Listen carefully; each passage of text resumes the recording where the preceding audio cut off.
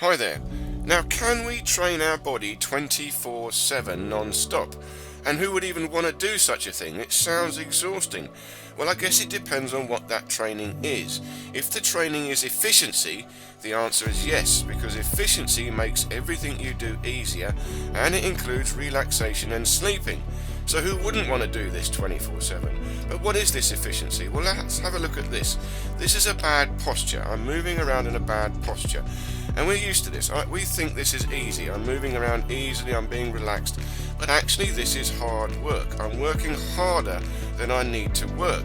And it's very bad for us. This bad posture crumbles up the structure, the bones get misaligned, the blood vessels get trapped, the lymphatic system gets stuck, and it's very, very bad for us.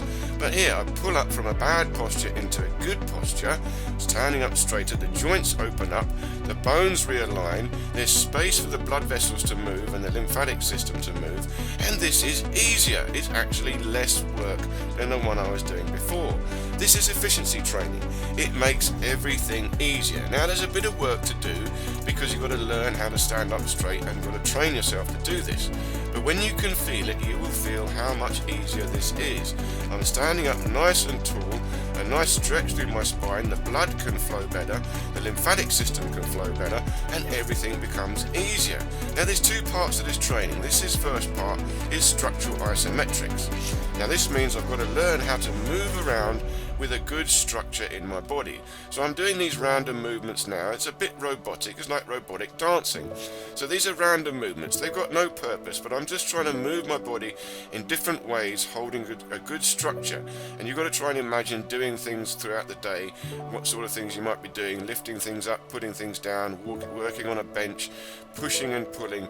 So this simulates moving around all day long in a better posture. It's far more efficient, you are stronger, and you use less energy than you would in a bad posture. And furthermore, this is good for you. Every movement you do increases your circulation and increases the lymphatic flow and improves your bone structure. So this training is very good for you and it makes things easier, but you've got to learn it. And then the second part of this training is elastic body flow. This is the ability to move fluidly, softly, with relaxation. And again, this comes easier from a good posture. Once we've got this structural isometrics, learning what a good posture feels like and holding it, then we can start to flow our body around from this good posture. But we're always springing back to the good position, the natural position, the neutral position. So it's a sort of elastic flow. I'm always springing back to a good posture. So I call this body efficiency training. And we're talking about training the body 24/7. And of course, this training is efficiency, which makes everything we do easier. And this is the first part of this training again, structural isometrics. Now, what is this? Well, I am utilizing the joints, not so much the muscles. My focus is on the joints, the hips, the shoulders, and the spine, as well as, of course, all the other joints. But the key is the spine. I've got to hold my spine in a neutral position and my hips and the shoulders in a neutral position relative to the spine. And this allows me to create very strong structures with my body with relatively little effort. The only effort is in the joints, this structural isometric tension created by the ligaments and the tendons more than the muscles. Now, these have got much greater endurance, much greater strength, and greater elasticity. And once I've got a feeling of that, then I can start to relax and flow. And this is the elastic body flow. But the elasticity again comes from the joints. I'm concentrating on controlling and moving the joints in the socket. I'm moving my shoulder in the socket, moving my hips in the socket, and very carefully maintaining awareness of my spine, because this is far more efficient and it allows me to reach out into further and further extensions, but I do that very slowly and very carefully with awareness, feeling my spine and feeling the joints and the alignment of my structure. I'm making sure that this is easy. I'm trying to maintain relaxation as I move. And now look at this, different things we do throughout the day. Look, this posture, standing up nice and tall, I'm lifting up the frame, holding my arms up. This already is good for dancing. If you're a dancer, you're doing this all day. You can practice this and it will improve your dancing, and dancing becomes a training. Singing, same thing. This posture will improve your singing. There's me singing.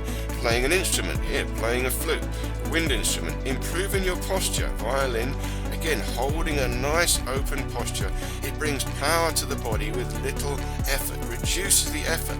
Playing guitar, again, I'm holding awareness of my posture in whatever I'm doing, and it makes that easier, more potent. I'm deriving benefit from using my body as I do the things I do all day long. And these movements should be natural. See here, this is leaning forward. We've got to lean forward all day long, but leaning forward in a good structure makes it easier. And these two different structures, knees straight or knees bent, working across a bench. This is where we stretch out our back and injure our back, and we get repetitive strain injury, chopping and cooking. Everything we do requires a better structure. And if we can hold our body in a better structure, it is good for us. The blood flow increases, the circulation increases, the bones align better, which means the energy in our body flows better, and the lymphatic system flows better. A bad posture, remember, collapses everything, crushes the blood vessels, stops the lymphatic flow, and we get injury, we get pain, we get aches and pains, and we suffer for it.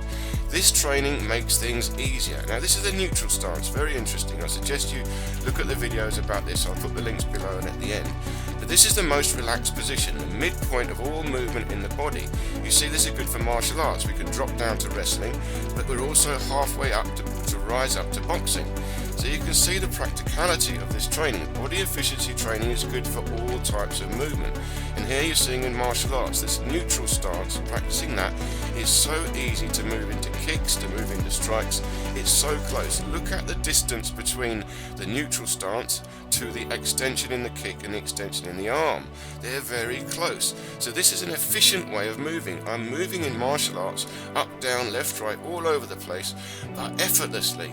I'm trying to find relaxed ways of moving, and that requires holding my body in a better position and springing back to this natural better position. Here's the neutral stance again. Look, tennis. See how similar this is to everything we do. Practicing this posture will make your tennis more efficient, because from this posture things are easier. Your body is more efficient, the alignment is better. So the alignment and the movement become easier, more efficient from the neutral position. From tennis you can see it collapses a bit further into cricket. You can see the movement, the similarities from the neutral position for all different things. Golf is the same thing, but standing up a little bit more vertical. But practicing the flow and practicing the alignment in everything we do creates efficiency. It makes things easier. And you can see again the neutral stance to a goalie in football. I'm just springing back to the neutral stance, and I can jump out and extend out very easily. But here's perhaps the most useful aspect of the neutral stance, is sitting down and standing up. Once you've mastered the neutral stance, you can sit down and stand up effortlessly. And of course this applies to sitting. I want to sit working at a desk, I've got to have a good spine. Remember, I want to keep the blood flow going, the lymphatic system going, even as I'm sitting down. Same playing a piano. Now here you can really feel the music. You'll feel the music flow through your body, because you're breathing deep into the structure of your body and allowing a stretch and a flow of blood and a flow of energy through your body as you do the things you have to do. Remember, this is about optimization. I'm trying to optimize my body so that everything I do 24/7 is like an exercise. It is bringing benefit to me. It is moving the blood and moving the lymphatic system. These are the two key factors in exercise. This is why exercise is good for us. Now, exercise becomes bad for us when we overdo it, or we do it in a bad posture. We injure ourselves. So this is absolutely key. This training, efficiency training, allows us to improve everything we do. Now again, look at the side kick, how close the side kick is and the turning kick is from the neutral stance. You see, training these postures, feeling the alignment in these postures, and gradually stretching different movements away from these postures but springing back is efficiency. This makes things easier. There's greater strength and greater mobility through your body simply by trying to improve your posture and improve your relaxation, your body flow from this posture. And there you can see, even here, bouncing left and right, this is jumping. The neutral stance allows efficient jumping, running upstairs, or just jogging on the spot. There's a bounce through the joints. I'm not impacting the knees, I'm bouncing through the hips and the ankles. Now here's something else, the upright neutral stance. The neutral stance is hard work because you're leaning forward. So this is an easier, more practical version, keeping a vertical spine, but the arms and legs are still close to the neutral stance. But you can see how efficient this is. I can spring, I can bounce. You can see this in boxing and martial arts. Your whole body can synchronize easily. I can flow, but I'm controlling the alignment of my hips and the alignment of my shoulders relative to the spine. So you see it's a bit more like the old-fashioned Queensberry rules boxing, standing up nice and tall. So thank you very much for watching. My name is Toby, and I developed this training pretty much over a whole lifetime of internal and external martial arts and various unusual and esoteric exercises, as well as fixing my body in different ways. So please do like and subscribe. I've got a lot more stuff coming, and I look forward to seeing you in the next video.